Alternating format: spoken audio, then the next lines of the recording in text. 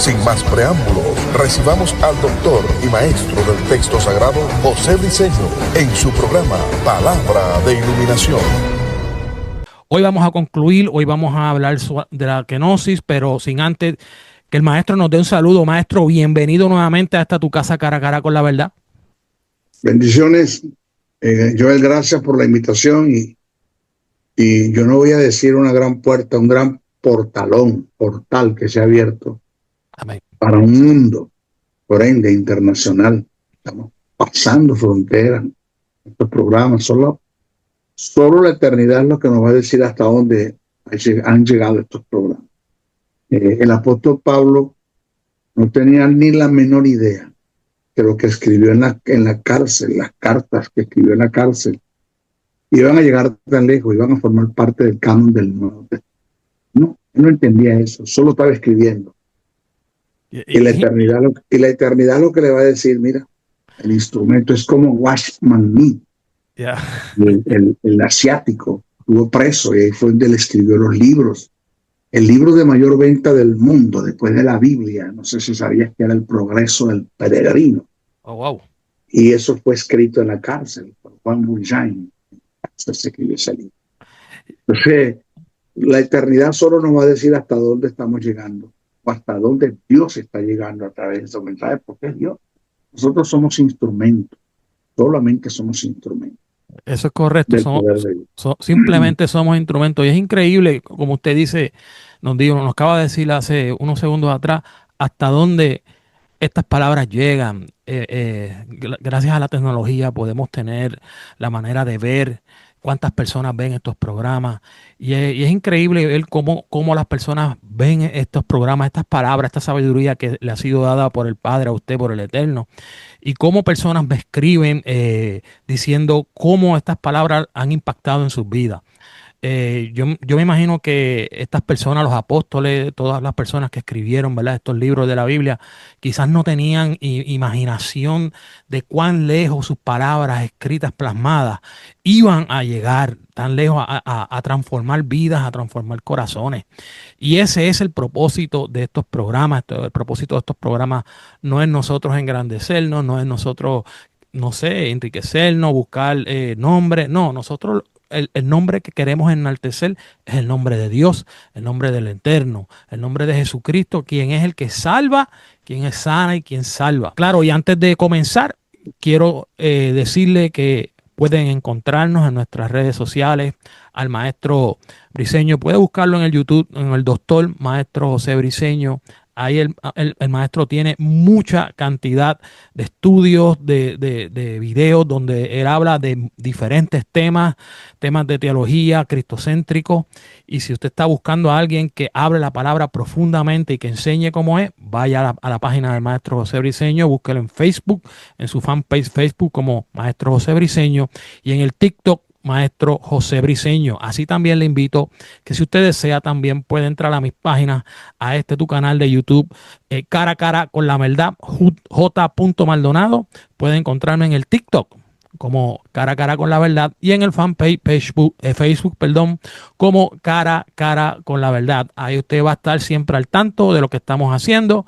Va a encontrar videos del maestro Briceño también en mis páginas y información que él quiera también compartir con nosotros en las páginas de ambos. Así que gracias por estar con nosotros y búsquenos en nuestras páginas de redes sociales y ahí puede estar gozando de las diferentes cosas que nosotros vamos a estar poniendo referente a la palabra del Señor. Y como les vengo diciendo desde que empezamos, hoy es la parte final, el tercer podcast, episodio de la kenosis del Eterno, la encarnación del Verbo. Estuvimos hablando en los primeros dos programas. El maestro estuvo explicando lo que es la doctrina de la encarnación, estuvo hablando de la encarnación, cosas muy interesantes. Vaya a los programas, episodios pasados en las páginas del maestro y este servidor y va a encontrar lo que se ha hablado hasta aquí. Y si usted viene siguiéndonos desde el primer episodio, hoy vamos a hablar y vamos a comenzar con lo que es la kenosis. ¿Qué es la kenosis? Maestro, este espacio es suyo. Vamos hoy a comenzar. ¿Qué es la kenosis? Mira, ahí todos en Jesús, para el comienzo de su ministerio, llevar a cabo esa gran comisión que le fue dada por el Dios Padre, mediante la persona del Espíritu Santo, se tuvieron que dar dos incidentes en su vida. Una es la kenosis y la otra es la plerosis. Dos incidentes que se dieron. Porque no nos olvidemos nunca. Jesús es todo Dios y todo hombre. No es un 100% Dios y 100% hombre, es un 200%, es un error. Teológicamente hablando, eso no cuadra. Jesús era todo Dios y todo hombre. Pero no hay que olvidar una verdad, que a quien el diablo venció en el huerto del Edén fue un hombre. Tenía que ser un... Y de esto se trata el asunto. Repito, a quien el diablo venció en el huerto del Edén fue un hombre. Tenía que ser un hombre que venciera al diablo. Si Jesús opera en su divinidad, que lo podía hacer, el verbo lo podía hacer, sin la intervención del Espíritu Santo, pues el primero que se va a quejar ante la presencia de Dios es el diablo y se lo va a decir, mira, esto es una ventaja, porque a quien yo vencí en el huerto del Edén fue un hombre, no fue a ti. Yo no tuve luchas contigo, ni tuve conflictos contigo como Dios, porque es que yo estoy claro que tú eres el creador, yo soy una criatura y contigo nadie puede. Por eso yo me vine, fue en contra del hombre. Y me gané la credibilidad del hombre. Eso es Satanás, se ganó la credibilidad del hombre. Y esto fue lo que llevó al hombre a desobedecer, porque el pecado número uno que el hombre comete en el huerto del Edén fue haberle creído más al diablo que a Dios. Y eso lo llevó a desobedecer. Es correcto. Y una vez que yo me gano la credibilidad, diría el diablo, del hombre, pues el hombre cede su voluntad, me obedece y cayó. Pues de la misma forma tiene que ser un hombre que me venga a vencer a mí. Un hombre que tiene que pasar por el estado probatorio, tiene que ser tentado como fue Adán. Y la Biblia lo dice bien claro, que Jesús fue llevado por el Espíritu al desierto para ser tentado. El objetivo fue ser tentado, no para ayunar. El Espíritu Santo no llevó a Jesús al desierto para ayunar. Eso no es bíblico, eso es religión. Eso no lo dice la Biblia. Que Jesús se abstuvo de alimentos. Jesús no ayunó. El ayuno, la extensión de alimento que Jesús tuvo en el desierto no se le llama ayuno, en el sentido que devocional, que Jesús dijo, voy a meterme 40 días de ayuno para la gloria de Dios, sino que por causa de estar en el desierto, ¿qué hay en el desierto? Nada. Pues él tuvo hambre, sed, y ayunó. O sea, tuvo una extensión de alimento. Y Satanás lo tienta, pero la Biblia dice bien claro que cuando Satanás tienta a Jesús 3 veces, Jesús no cede a la tentación, no cede a sus ofertas. Y la Biblia dice bien claro, y Satanás se fue y lo dejó por un periodo de tiempo. O sea, que toda la vida que Jesús tuvo acá en la tierra, sus 33 años, Jesús fue tentado por el diablo toda la vida. Wow. No fueron los que registran el evangelio solamente, toda la vida fue tentado. Entonces, cuando el verbo se hace carne, pues esto está claro, que el verbo no podía intervenir, o no debía, podía sí, pero no debía intervenir en asuntos en relación al plan de regeneración, porque, te repito, fue un hombre al que el diablo venció y tenía que ser un hombre que venciera al diablo. Entonces, para que esto se diera, que Jesús caminara perfectamente como hombre, no como Dios, se tuvo que dar en él primero la kenosis. Y ya lo voy a explicar. Es de suma importancia hacer un análisis bien profundo, acerca del estado de humillación en la cual se tuvo que dar en Jesús en forma voluntaria para poder entender la misión. Esa misión que es se podría llamar la misión redentora. Ese es el término, la misión redentora, que Jesús desarrolló en su total humanidad.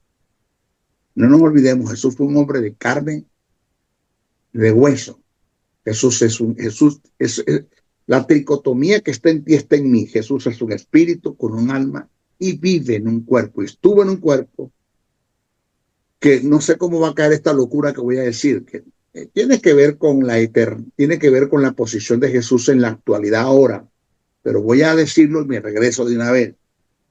Que de paso Jesús sigue manteniendo el mismo cuerpo glorificado, pero de carne y hueso, y está a la diestra del Padre. Cuando Jesús se levanta de los muertos, le dice a los discípulos: tocadme, que los espíritus no tienen cuerpo y carne como yo tengo. Y le digo: tienen algo de comer, los espíritus no comen. ¿Qué es lo que va a suceder cuando Él venga? Y así se fue. Y los ángeles le dijeron a los discípulos: como Él se fue, así vendrá. Ahora, fíjate esto, la idea de este tópico, la humillación, que es la kenosis, tiene mucha relación con la kenosis, es demostrar que Jesús en el desarrollo de su ministerio nunca apeló a su deidad. Wow. Todo lo hizo en su humanidad, en la fe, en la palabra que recibió del Padre y en la intervención del Espíritu Santo. Aunque en el versículo 7 del capítulo 2 de Filipenses, la kenosis y el despojo se le atribuye al Verbo. Indiscutiblemente en Jesús se dio una kenosis también. Y entonces, como en este fenómeno, Joel, hay intrínsecamente un estado de humillación. Estudiando la kenosis, estaremos estudiando el estado de humillación por la cual Jesús tuvo que pasar. Esto muy poco se toca en nuestras congregaciones. Esto no se dice, esto no se expone. Por eso es que la gente no conoce la grandeza de nuestro Redentor, de nuestro Jesús de Nazaret, el Antropos, el Dios hombre. No tienen ni la menor idea del estado de humillación por la cual Jesús pasó. Primero, por la cual pasó el Verbo para hacerse carne, y después, estando el Verbo en Jesús, el Antropos, el Dios hombre, por la cual, en la humillación en la cual Jesús tuvo que pasar. Este término kenosis, Joel, en griego significa vaciarse, despojarse. Eso es lo que significa. No podríamos, básicamente, fundamentalmente, eso es lo que significa. Vaciarse, despojarse. Kenosis significa, y presta mucha atención, lo que me están viendo ahora, presta atención, porque este es un término teológico, bíblico y teológico. Cuando dice se despojó, es la palabra kenosis. Este término kenosis significa vaciamiento o despojamiento.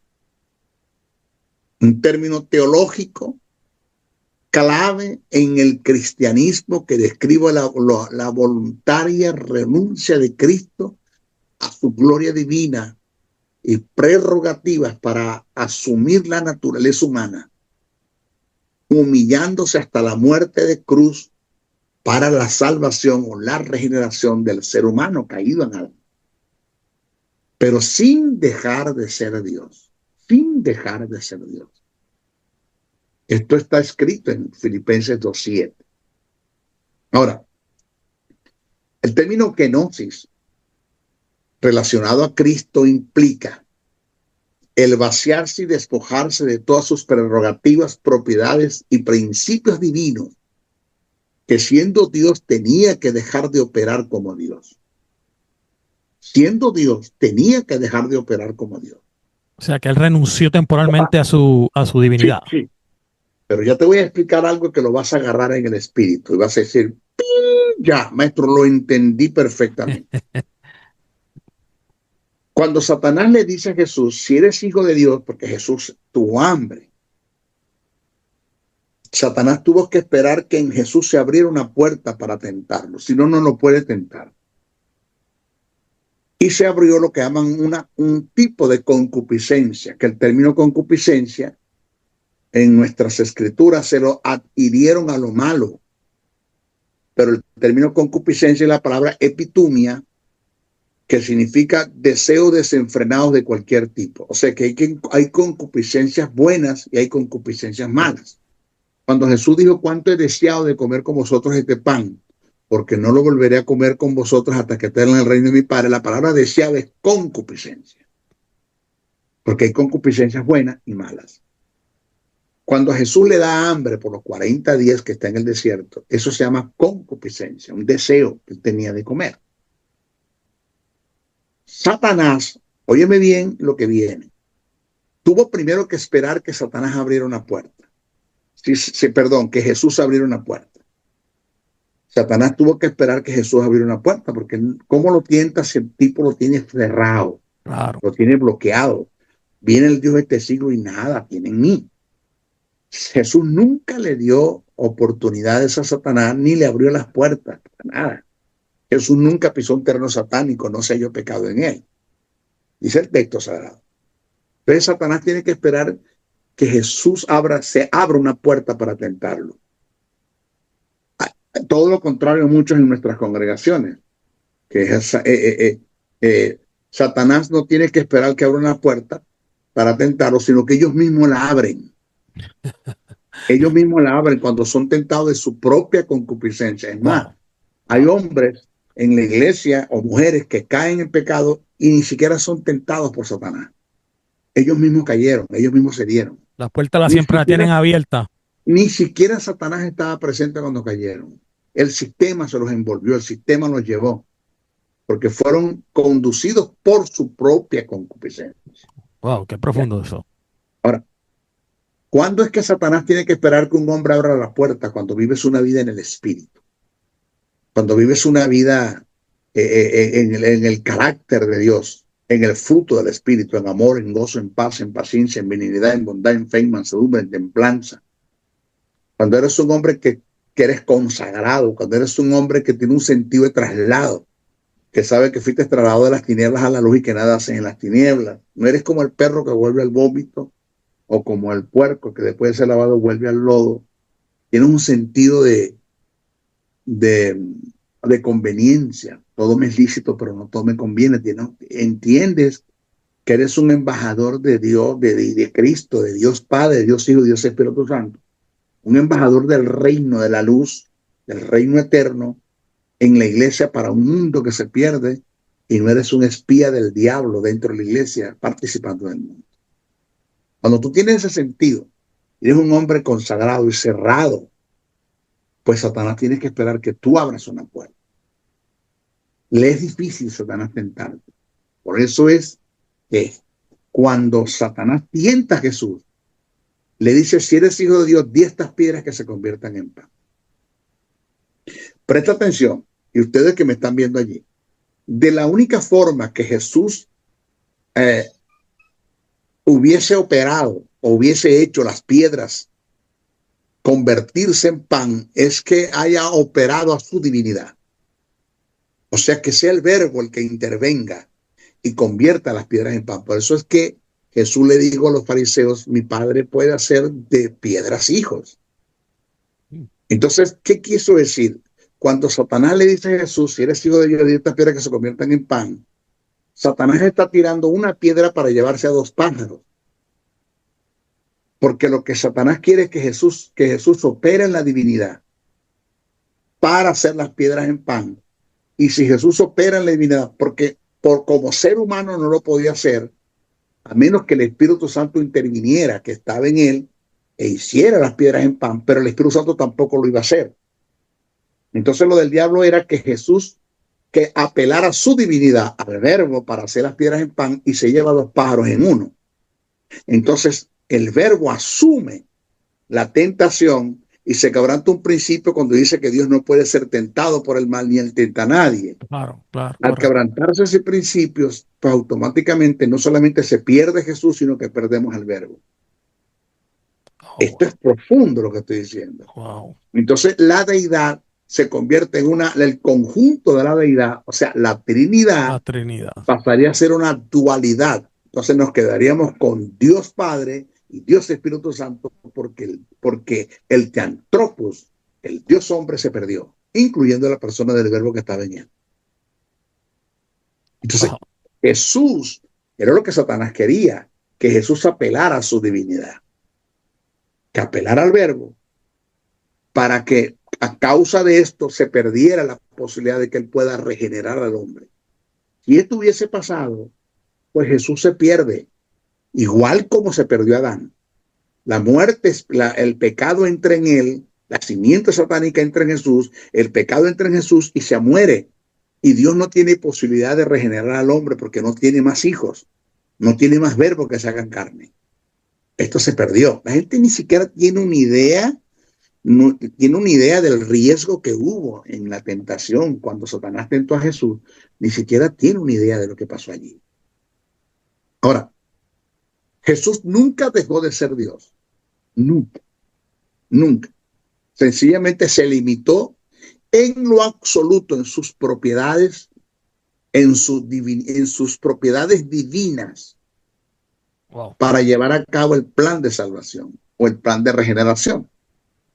Esto indica, o por lo tanto, mientras Jesús estuvo en el ejercicio de su ministerio, Joel negativamente no operó en las propiedades divinas, nunca. Pero estaban ahí. Estaban en él. Estaban ahí. Estaban en él. Estaba el Verbo, en él habita. Claro. Toda la plenitud de la deidad. El Verbo estaba en él y no operó. Ahora, la kenosis en Jesús se dio en que siendo Dios, aquí es donde está la fuerza de esta verdad,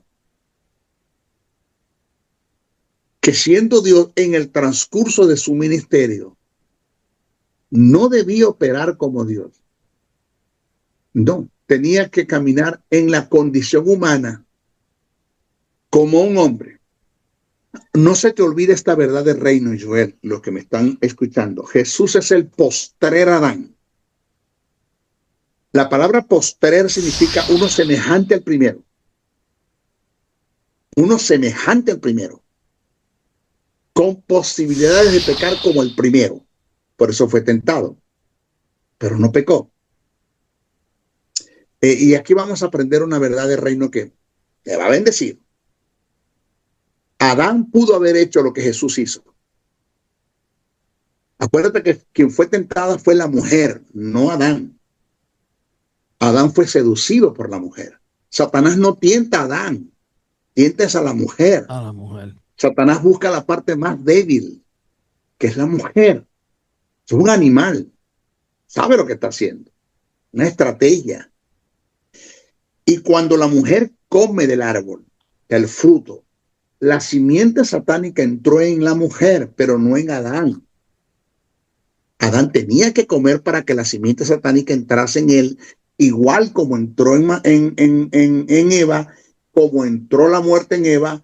Tenía que Adán probar del fruto para que la simiente satánica entrase en él, que es el pecado, y la naturaleza satánica entrase en él, que es la muerte. Cuando Eva le da a Adán, porque la que fue tentada fue la mujer, el hombre fue seducido. Cuando Eva le da al hombre, si Adán le dice a la mujer, no quiero comer de ese fruto, yo no voy a comer, no supuesto que lo hubiese hecho. Claro. Pues Adán redime a la mujer. Porque el pecado que entró en la mujer y la muerte que entró en la mujer tenía que consumarse en la cabeza, que es Adán. Entonces, si Adán no cede, pues Adán redime a la mujer. El pecado que Satanás puso en la mujer sale de ella. La muerte sale y Adán condena al diablo. Punto. Lo condena. Entonces no hubiese hecho falta que viniese Cristo. Esto indica que todo lo que Jesús hizo como el postrer Adán, Adán lo podía hacer. Que no lo hizo, eso es otra cosa, pero lo podía hacer. Tenía capacidad para hacerlo.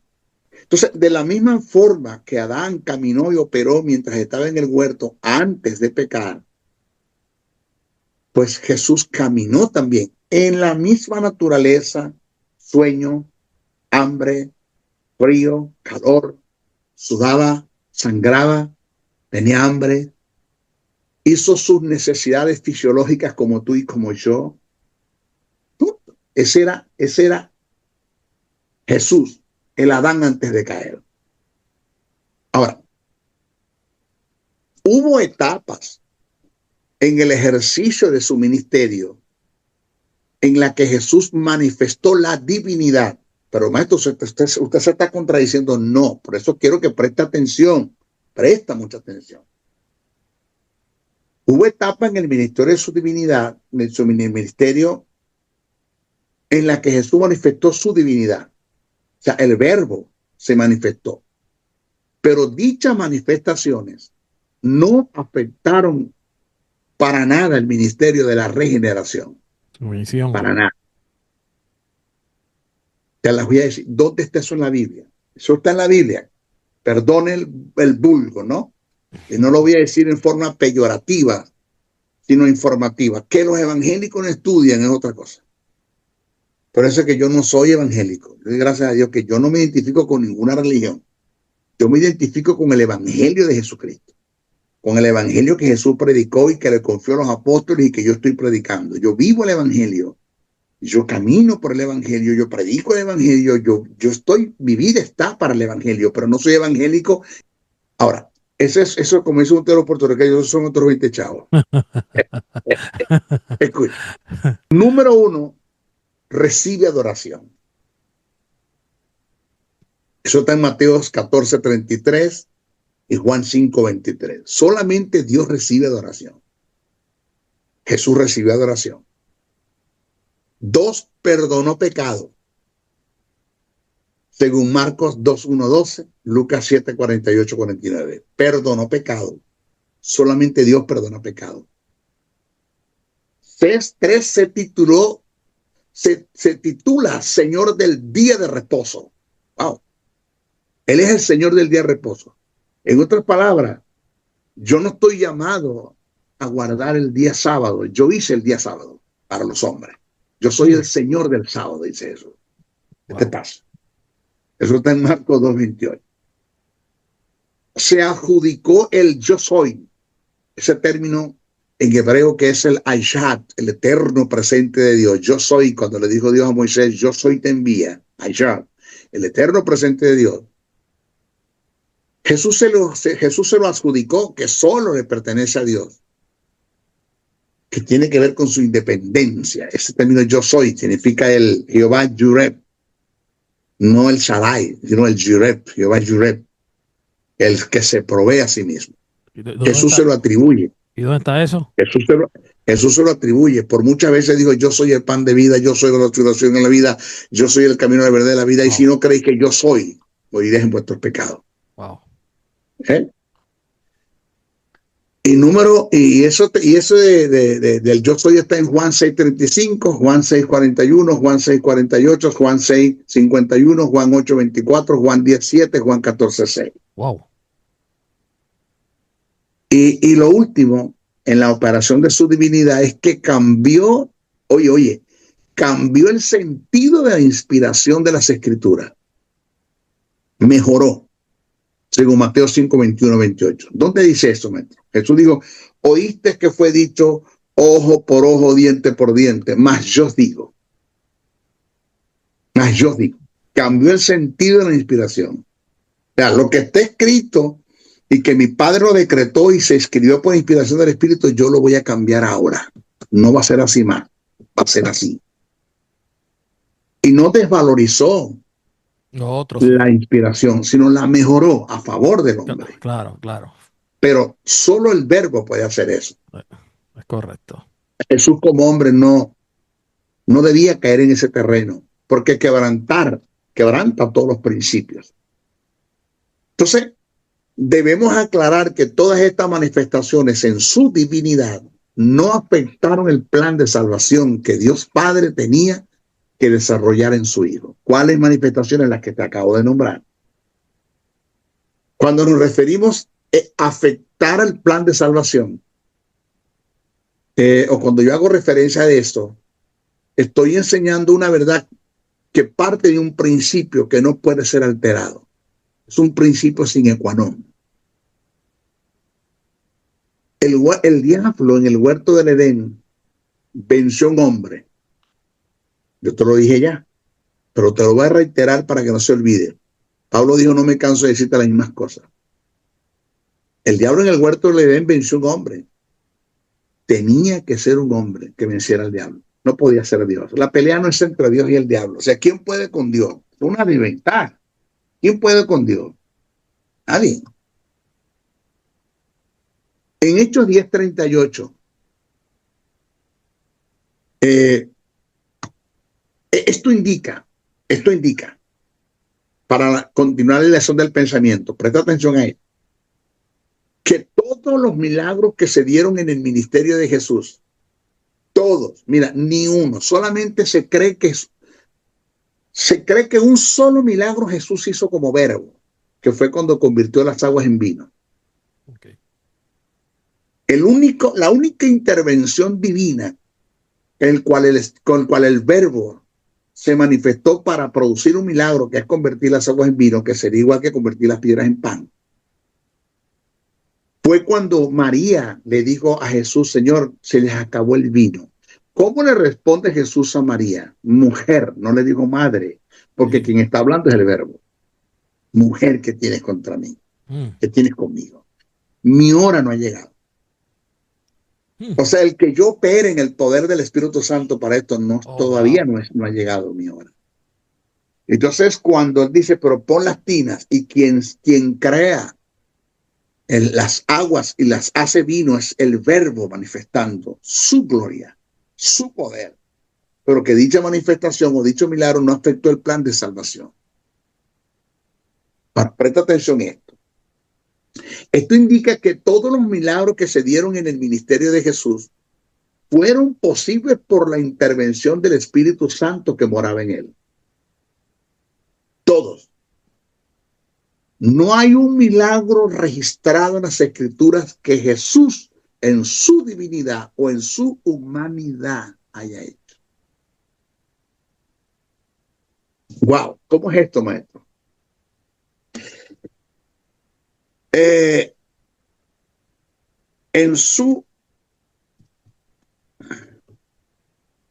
lo vuelvo a repetir para que lo dijéramos un poquito. No hay un solo milagro registrado en las Escrituras que Jesús haya hecho en su divinidad o en su humanidad. No hay ni uno. Todos los hizo fue el Espíritu Santo. Todos. Todos. Hechos 10:38. Póngamelo en la Biblia, maestro, póngamelo en la Biblia. Hechos 10:38. Dice, ¿cómo Dios ungió con el Espíritu Santo y con poder a Jesús de Nazaret? Y cómo éste anduvo haciendo bienes y sanando a todos los oprimidos por el diablo. Porque Dios estaba con él. Wow. Esto te va a llevar a algo. Esto te va a enlazar. Te lo vuelvo a repetir. Esto te va a enlazar. Y lo vas a entender y se te va a prender el bombillo. Sí. Maestro, ya. Ahora entiendo por qué Jesús dijo que cuando el Espíritu Santo viniese a nosotros haríamos cosas mayores que las que él hizo. Claro. Que haríamos las mismas cosas. Que haríamos cosas mayores. Porque quien las hizo no fue él, fue el Espíritu Santo. Espíritu Santo, es correcto. Y quien va a hacer el trabajo y nosotros, no somos nosotros, el Espíritu Santo que mora en nosotros, en una fe que deposito en una palabra que él me dio. Pero eso más adelante te lo voy a explicar. Mateo 12:28. Jesús afirma expulsar los demonios por el Espíritu de Dios.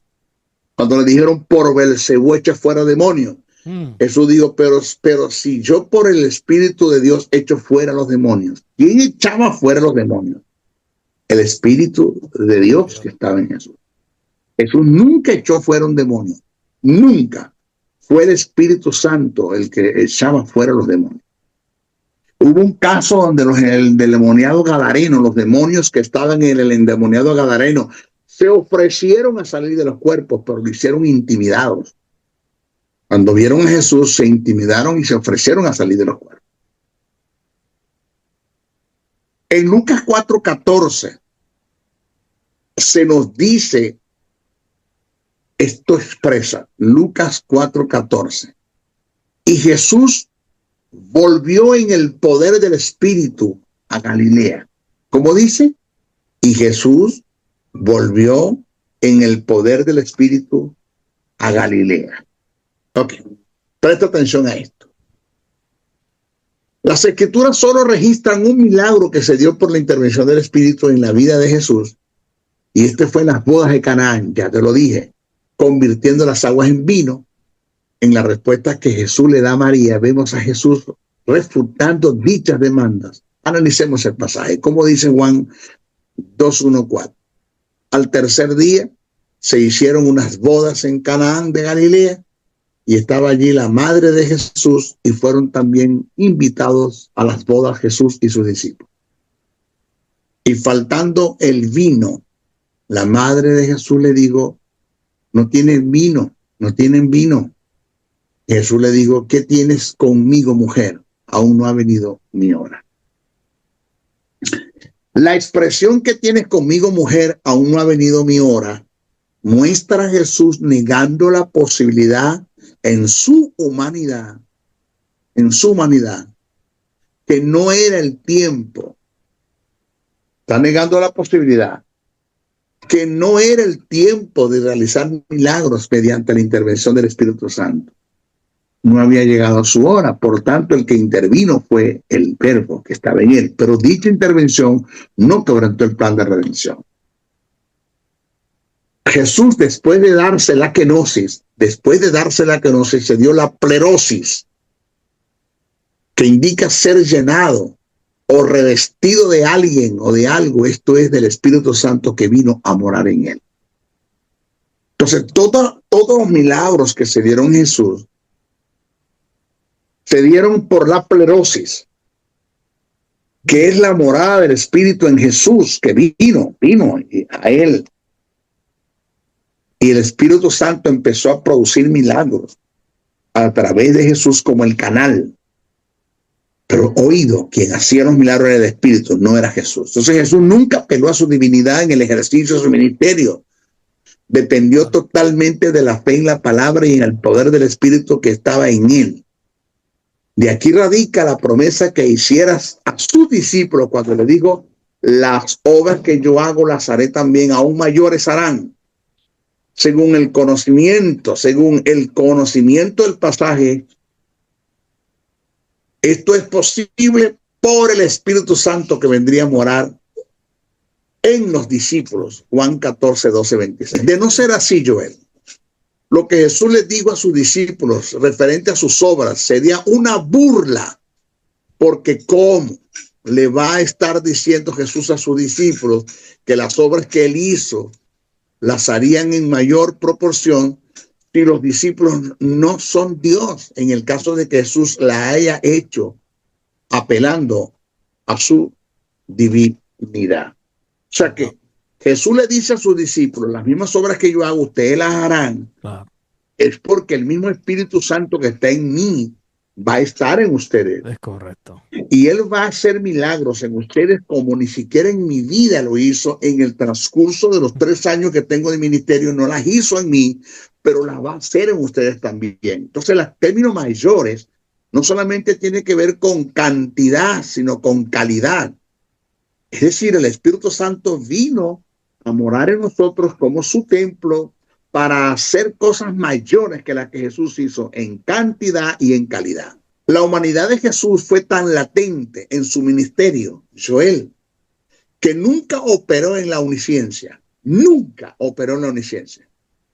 nunca. Estando en él la persona del Verbo, nunca. Durante el ejercicio de su ministerio hubo cosas y casos que Jesús ignoraba por completo en su diario vivir. Y te lo voy a presentar en la Biblia. Voy a darte ejemplos cómo Jesús nunca operó en su divinidad. Lucas 2:52. Sí, mire, Lucas 2:52 nos dice, y Jesús crecía en sabiduría y en estatura. Observe que el pasaje dice que Jesús crecía, propiedades que no se ha atribuido a Dios, porque Dios no crece. Él es. Ahora, mira esto, Joel. Marcos 5:30 dice, luego Jesús, conociendo en sí mismo el poder que había salido de él, volviéndose a la humanidad, dijo, ¿quién ha tocado mi vestido? Este es el caso de la mujer del flujo de sangre.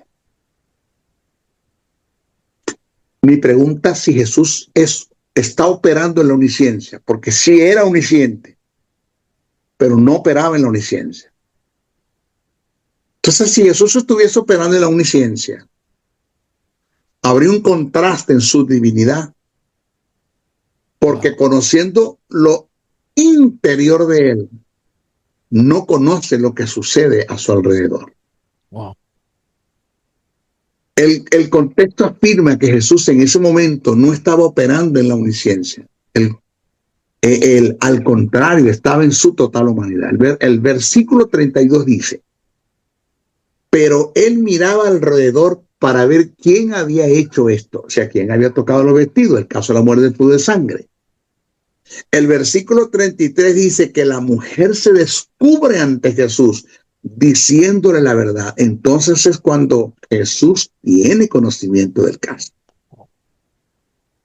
Tenemos otro que es muy relevante este caso. Juan 11, 33, 34. Dice que Jesús entonces, al verla llorando y a los judíos que le acompañaban también llorando, esto es el caso de Lázaro, frente a Marta, se estremeció en espíritu y se conmovió y dijo, ¿dónde le pusiste? Le dijeron, Señor, ven y ve. Observe que Jesús desconocía en su totalidad el lugar donde estaba la tumba de Lázaro. No sabía. Y lo tuvieron que conducir hasta ese sitio donde estaba, por la sencilla razón de que no estaba operando en la omnisciencia. En Marcos 11:13 dice, y viendo de lejos una higuera que tenía hojas, fue a ver si tal vez hallaba en ella algo, pero cuando llegó a ella, nada halló sino hojas. Según el relato que estamos presentando, Jesús no sabía que el árbol no tenía higos. Bien dice el texto, fue a ver si tal vez hallaba en ella algo. Si Jesús es omnisciente porque no sabía, o estaba operando en la omnisciencia porque no sabía. Marcos 11:32 dice el texto sagrado, pero aquel día y de la hora nadie sabe, ni aun los ángeles que están en los cielos, ni el Hijo, solo el Padre. Y esto es cuando le preguntaron a los discípulos que le hicieron una pregunta que le hicieron acerca de su venida para el establecimiento de su reino. Jesús afirma enfáticamente que él no lo sabía. Estamos hablando en el momento que estuvo aquí en la tierra. Ahorita lo sabe porque está a la diestra del Padre. Pero en el momento que está aquí en la tierra le dijo a su discípulo, yo no lo sé. En su estado de humanidad estaba limitado. Jesús dijo, ni el Hijo lo sabe. Si estaba operando en la omnisciencia porque no sabía cuándo era su venida. Cuando la Biblia dice que Jesús conocía lo que los hombres cavilaban en sus mentes y en sus corazones, no era la omnisciencia operando en Jesús, eran los dones de revelación que se manifestaban en Jesús por el Espíritu Santo que estaba en él. Vamos a citar el pasaje. Marcos 2, versos 6-8 dice, y estaba allí sentado alguno de los escribas, los cuales cavilaban en sus corazones, ¿por qué habla este así? Blasfemia dice, ¿quién puede perdonar pecados sino solo Dios?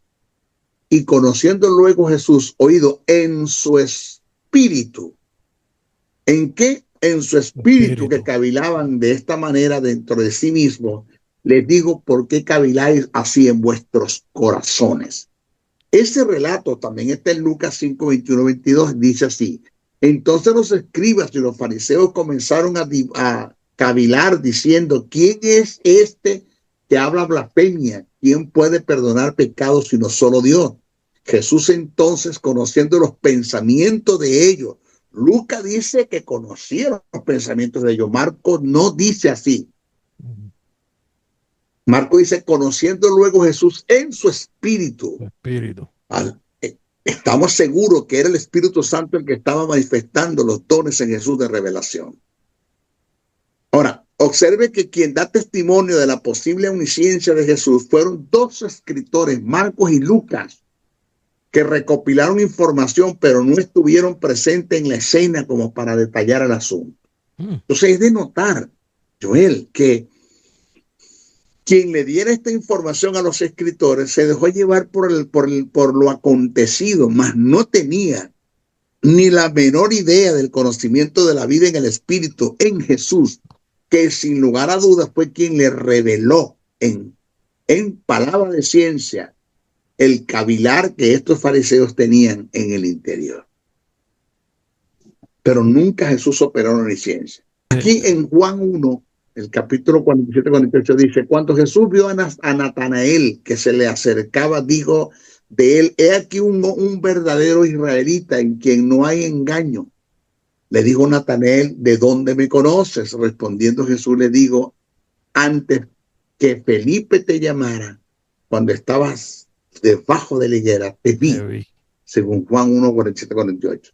Sí. En este pasaje podemos observar que Jesús se está moviendo en dos dones de revelación dados por el Espíritu, que son visión espiritual y discernimiento de espíritu. Señores, en conclusión, a lo que es el operar en la omnisciencia. Siendo omnisciente no operó. Pero si Adán era omnisciente, Jesús tenía el derecho de operar en la omnisciencia. Pero como Adán no era omnisciente, Jesús tampoco debía operar en la omnisciencia, siendo omnisciente, ya que él es el postrer Adán, semejante al primer Adán. Ahí están las dos manifestaciones, la kenosis y la plerosis. No operó como Dios, sino dependió de la manifestación del Espíritu Santo que se dio por una palabra en fe. Claro, claro. La fe que depositó en una palabra. Para concluir, Jesús tampoco era omnipresente. Esto está bien claro en las Escrituras. Jesús se valía de transportes para llegar a hacer su traslado a los poblados, se valía de barcas, según Mateo 9:1, 14:13, 15:39. Jesús caminaba, según Juan 4:1-6. Jesús no podía estar en varios lugares al mismo tiempo. Se valía de un cuerpo que lo limitaba en el espacio, en el traslado. Y sigo, Joel, todos los que me están escuchando, en conclusión al tópico de la kenosis y la plerosis en Jesús, en conclusión a esto, se descarta por completo que operó quien Jesús en su divinidad o en su deidad, en su ministerio de salvación o de regeneración. Él todo lo hizo como hombre, y en esto está su grandeza, que fue un hombre el que venció al diablo y no fue Dios. Por eso es que Satanás no puede aceptar que Jesús vino en carne, porque no puede entender, no puede aceptar de cómo él venció a uno en el huerto del Edén. Exacto. Y uno vino a vencerlo a él. Un hombre de carne y hueso, con las mismas cualidades de Adán y Eva, que podía fallar, pero no falló, que podía pecar, pero no pecó, y no se dio a las tinieblas. Ese es el caso de nuestro Señor Jesucristo. Y por eso está sentado a la diestra del Padre. Por eso es nuestro intercesor. Por eso es nuestro redentor. Por eso es nuestro sumo sacerdote, porque él cumplió con todos los principios del reino eterno. ¿Qué te parece, Joel? Cuando nosotros nos metemos, nos entregamos y vivimos una vida en santidad, en rectitud, somos utilizados por el Espíritu Santo, como usted estaba diciendo ahorita. Cosas mayores que las que él hizo, nosotros las íbamos a hacer, como lo dijo a los discípulos.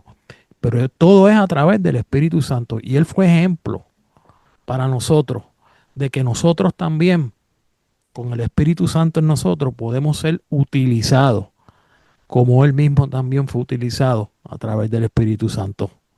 Y eso es algo que mucha gente no puede entender. Y no entienden que esto es a través del Espíritu Santo. Y para eso pues tenemos que nosotros vaciarnos de nosotros mismos. Tenemos que tener ese vacío. Hay un